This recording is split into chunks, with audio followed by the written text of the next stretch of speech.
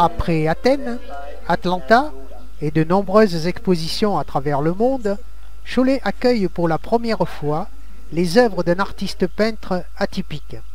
Une occasion pour nous de faire sa connaissance.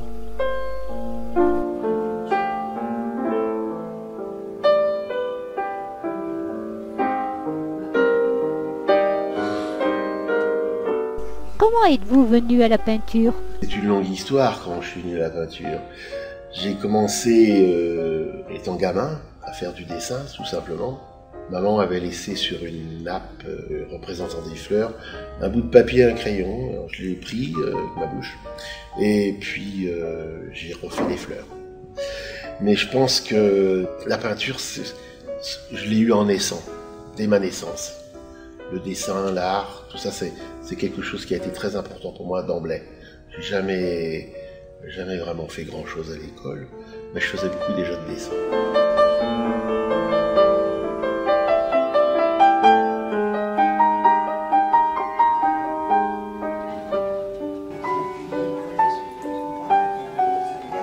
Le thème de la femme m'est venu il y a 2 ans. J'avais envie de rendre hommage aux femmes en général, parce qu'il y en a qui ont fait beaucoup partie de ma vie. La première qui a joué le premier rôle, qui m'a aidé à trouver les techniques en me donnant des cours par correspondance et qui m'a toujours soutenu, c'est ma maman. D'autres femmes qui ont joué des grands rôles dans ma vie, une en particulier, c'est mon épouse, mon ex-épouse, Yolande, m'a donné la joie de pouvoir avoir 2 filles, Camille et Anaïs. Alors Camille, elle est là ce soir. Camille et Anaïs, c'est vrai qu'elles ont joué un grand rôle à leur naissance pour moi, mais elles continuent toujours à jouer ce grand rôle en tant que papa. Je pris ce thème et j'ai commencé à y travailler et il fallait que je présente quelque chose où tous les sentiments étaient mêlés. Donc j'espère que j'y suis arrivé. Jusqu'à présent, dans l'exposition, les gens qui sont venus voir les tableaux me renvoient un petit peu tout ce que j'avais pensé. Et donc je pense que je suis arrivé à donner ce que je ressentais.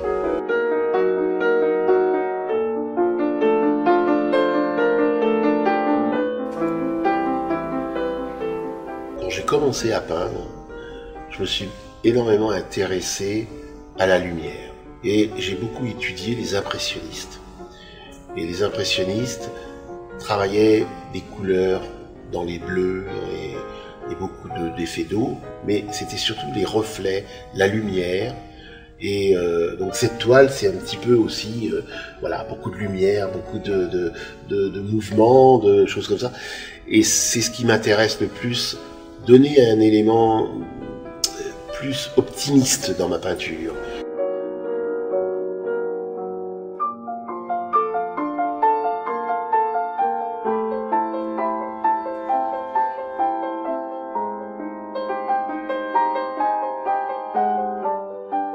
Bon, il m'arrive de donner des cours. Alors, qu'est-ce que les gens viennent chercher chez moi quand ils prennent un cours? D'abord, un savoir-faire, savoir dessiner.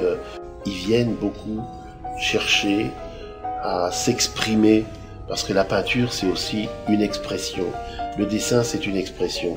Et si on a cette capacité de pouvoir transmettre nos sentiments, nos joies, notre regard, et pouvoir le donner à d'autres à travers une toile, un dessin, ou une sculpture aussi, parce que ça m'arrive de toucher la sculpture, et bien là, je suis aux anges, parce que ça me permet de donner encore quelque chose.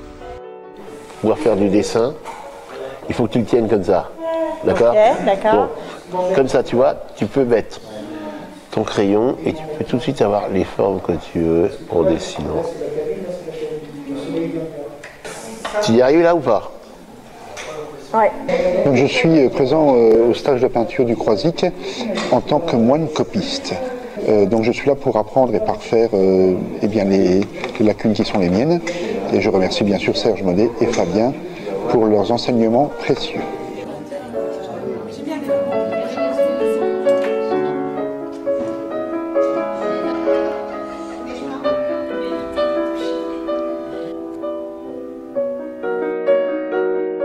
Ces tableaux représentent un peu la femme brisée par la douleur, par les sévismes. Il y a différentes douleurs, il y a différents sévismes. Le fait de l'handicap et le regard de l'autre n'est pas toujours agréable, surtout quand il est mal positionné. Bon, évidemment, je suis né avec un handicap et quand j'ai commencé à peindre, on trouvait que c'était bien pour une personne handicapée tenant le pinceau avec la bouche. Il n'y avait pas cette reconnaissance artistique, il y avait plus une reconnaissance de technique, de pouvoir faire différemment qu'avec les mains. Et ça me gênait beaucoup. Donc je peignais à l'époque pour prouver. Et aujourd'hui, j'ai retrouvé un équilibre, c'est-à-dire que après avoir prouvé que j'étais capable de peindre, je peux dire aujourd'hui, dans ma peinture, j'ai plus besoin et je n'ai plus rien à prouver. Je suis un artiste à part entière et on voit plus l'artiste que l'handicap.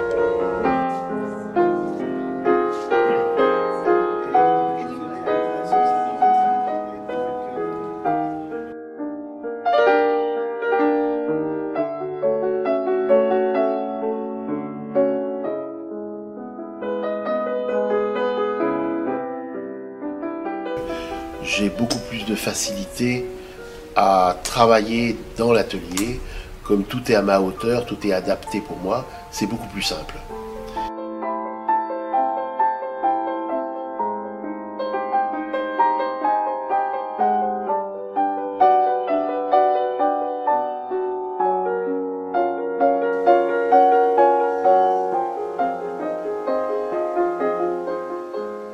Là, c'est un paysage d'Irlande.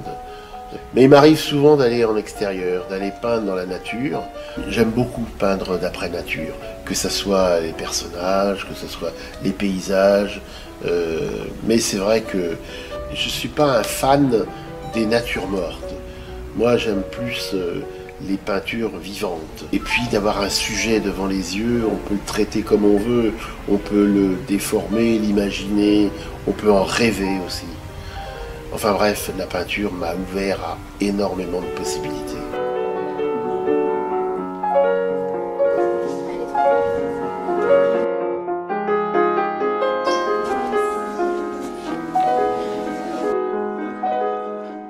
Je travaille beaucoup dans les écoles, je vais à la rencontre d'enfants, on parle, on peint, on fait des ateliers ensemble.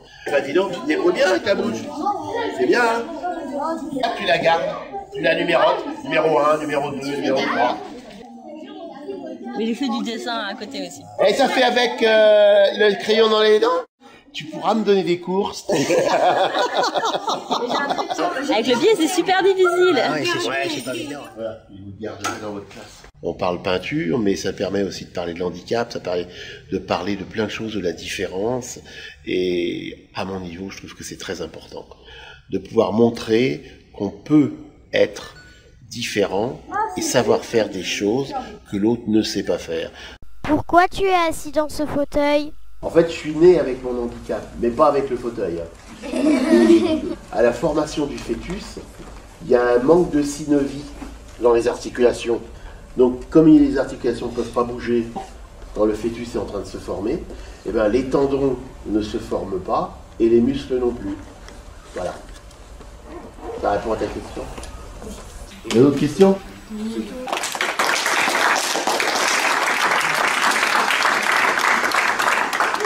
Je vous remercie beaucoup d'être venu pour voir autant de monde autour de mes peintures. C'est Denise Legris, une dame qui était née sans bras et sans jambes, qui était écrivain et peintre, et qui m'a permis de rentrer dans l'association des artistes peintres de la bouche et du pied.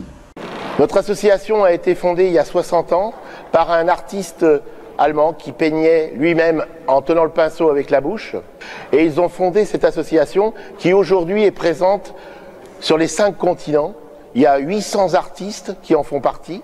Parmi ces 800 artistes, il y a 24 artistes français. Elle a été fondée dans une idée très simple, c'était de donner la possibilité à des artistes handicapés de pouvoir vivre décemment de fruits de leur travail. Et depuis Juillet 2013, je suis devenu le président au niveau international. Je vous remercie beaucoup d'être venu et je vous invite à prendre le verre de l'amitié.